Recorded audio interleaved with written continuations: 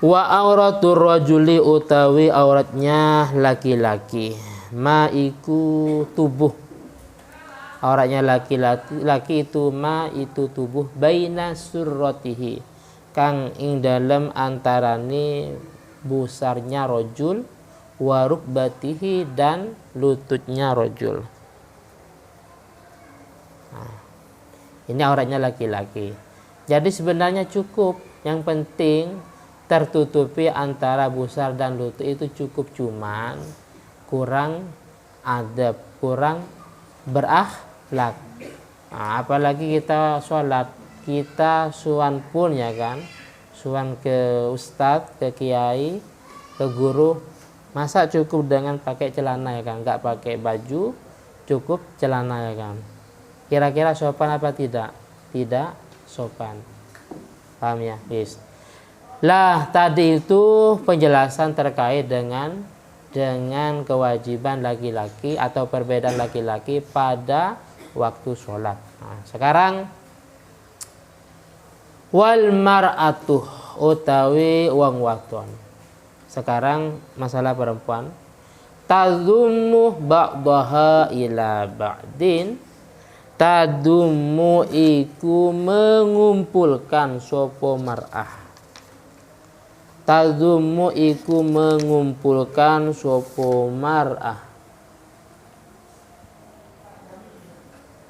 Mengumpulkan ba'daha ing sebagian mar'ah.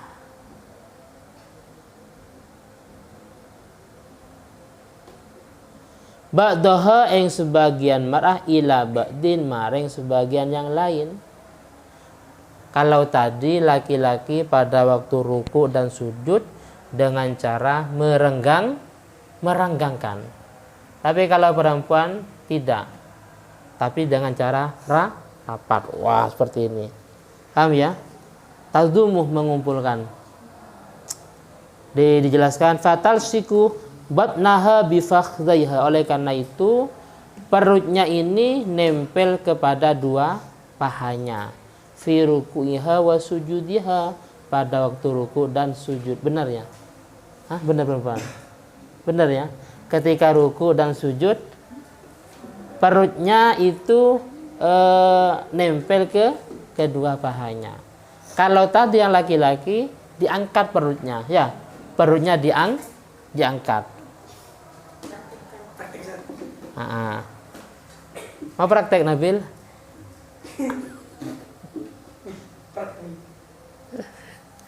Tapi bisa membayangkan rasanya.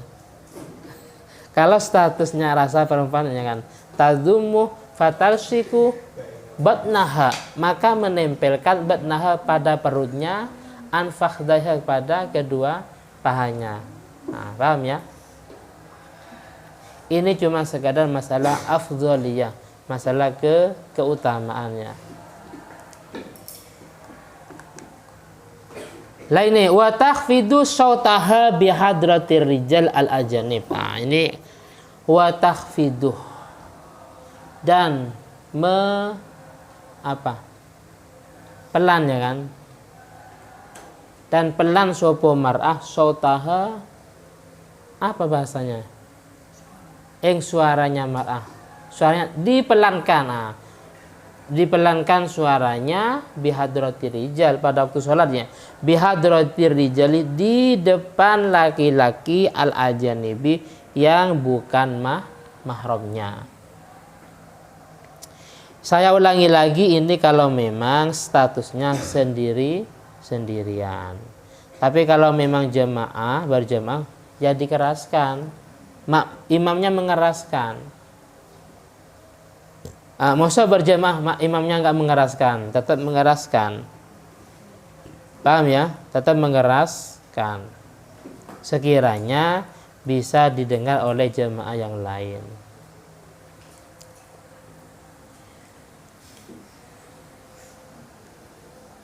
Loh, kok sebaliknya ya? Berarti salah tadi. Begini. Jadi penjelasannya, suaranya itu dipelankan kalau memang di depan laki-laki yang bukan mahramnya. Jelas ya? Jadi intinya kalau sholat di depan laki-laki yang bukan mahramnya, maka tidak usah dikeraskan. Kalau dikeraskan, maka hukumnya makruh ya, nggak sampai haram. Paham? Yes. Lah sekarang, kalau sholat sendirian, maksud sendirian,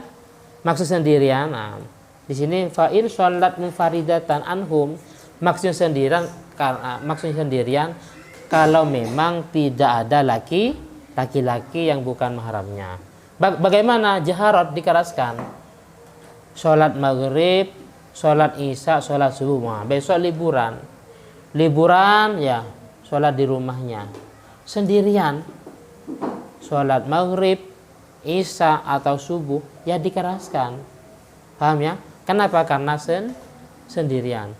Tapi kalau sholat di luar, di musola, di masjid, di sebelah banyak laki-laki yang bukan mahramnya, tidak usah dikeraskan karena memang banyak laki-laki yang bukan mahramnya. Kalau dikeraskan hukumnya makruh, tidak sampai haram. Paham ya? Karena ada yang mengatakan auratul mar'ah, sautul mar'ah itu auratun, suaranya wanita itu aurat, ada yang mengatakan.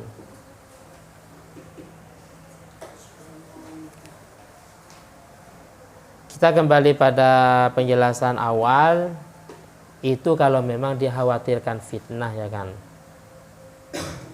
Kalau nggak khawatir ya nggak apa-apa. Please.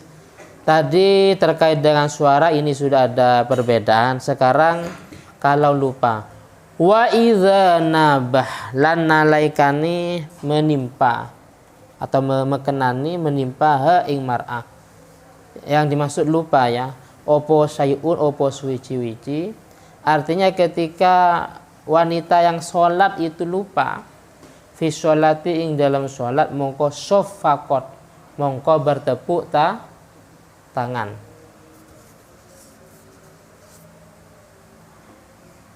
Sekarang imamnya lupa.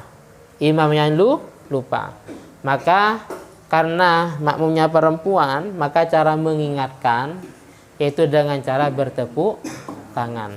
Sofakot yaitu dengan cara bertepuk tangan. Wis. Penjelasannya begini.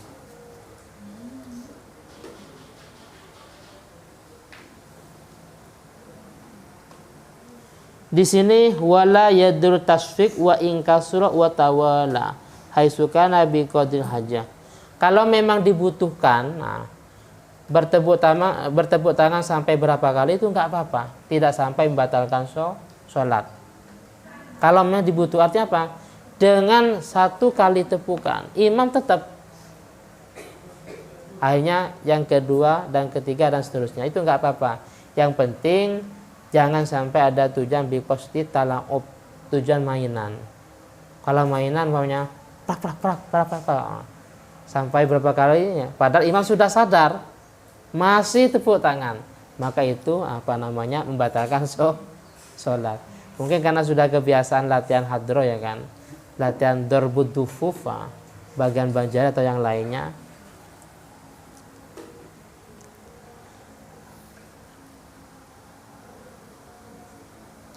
Lah di sini ada sebuah penjelasan. Seandainya begini, seandainya kan tadi laki-laki membaca tasbih, kalau perempuan cara mengingatkan dengan cara bertepuk. Sekarang kalau dibalik, laki-laki tepuk tangan, terus yang perempuan membaca tasbih, paham nggak? Bagaimana? Maka itu tidak menjadi masalah ya. Artinya tidak sampai membatalkan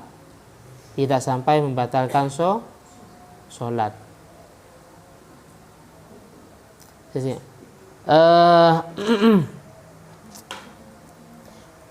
Ini belum saya jelaskan. Sekarang cara tepuk tangan itu bidorbi batnil yamin, dengan cara memukulkan tangan kanan yang bagian dalam ini batnun namanya, ini namanya dohir.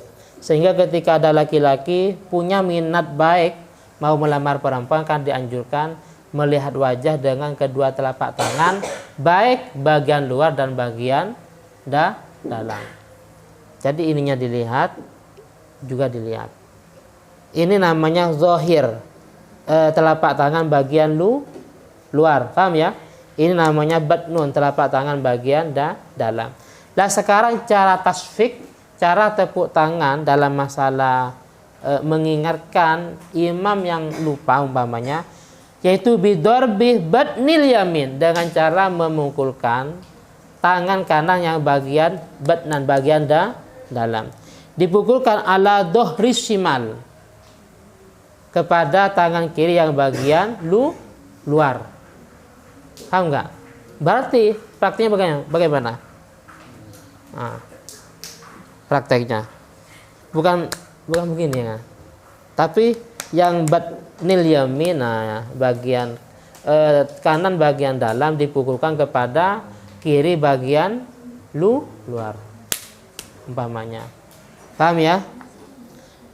Nah sekarang falau dorobat batnan bi batnin, kalau memukulkan tangan yang kanan bagian dalam pada yang kiri bagian dalam juga, berarti begini prakteknya. Tapi bikos dilakbih, dengan tujuan mainan, walau golilan, walaupun itu sedikit, ma'a ilmi tahrim, dan sudah tahu pada hukum keharamannya, batalat sholatuhu, maka sholatnya batalat sholatuhu. Begini prakteknya. Karena yang caranya itu begini, paham ya? Ini yang bagian dalam, yang kiri bagian luar. Terserah bisa gini. Nah, yang penting begini, bukan begini ya kan? Bukan batnan bi batnin. Kalau sudah tahu pada hukumnya dan sengaja, maka membatalkan sholat. Lah itu nggak boleh. Kalau sudah tahu dan bikos dilakbih, dengan tujuan mainan, maka sampai membatalkan sholat. Kalau sudah tahu.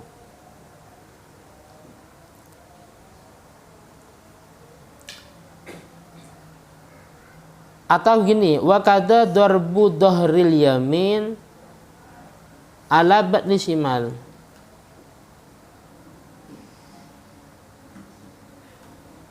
Atau prakteknya kan tadi yang benar begini ya kan?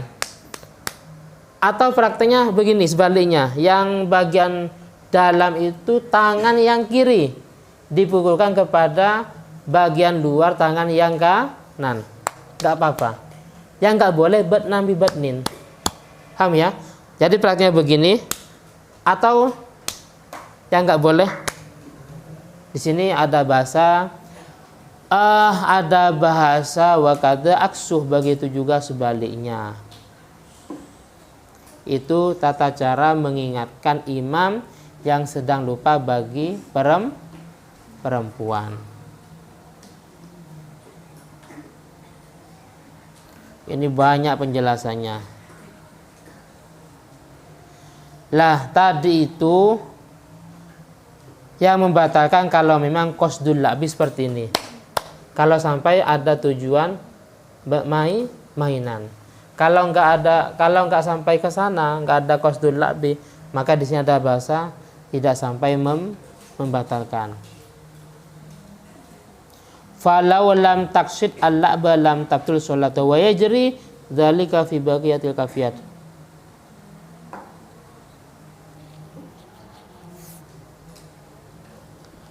Paham ya? Paham?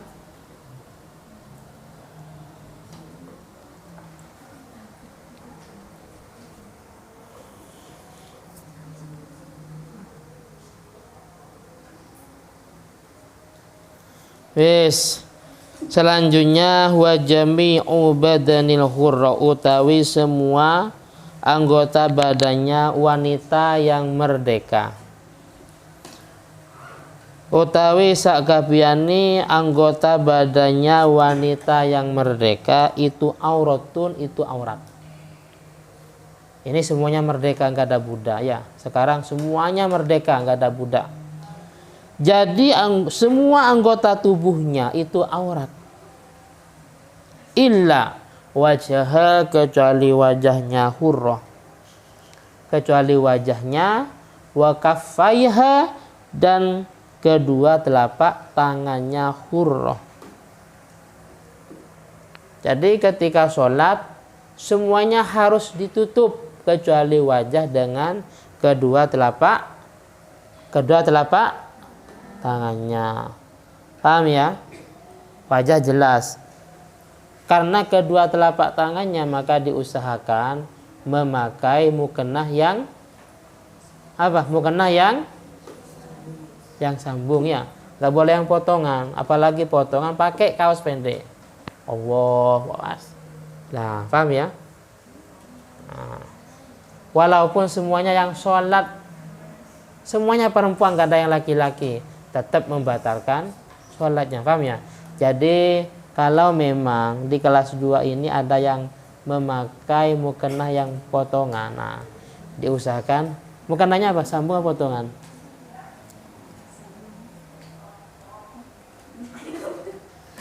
Mukennahnya apa? Potongan apa sambung?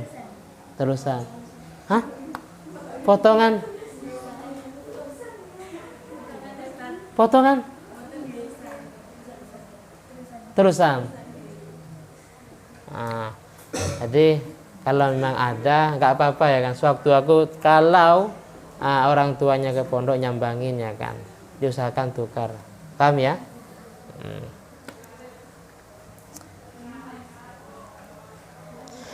Wal amatu utawi amah budak perempuan itu karojuli seperti laki-laki auratnya. Sekarang ini nggak ada budak.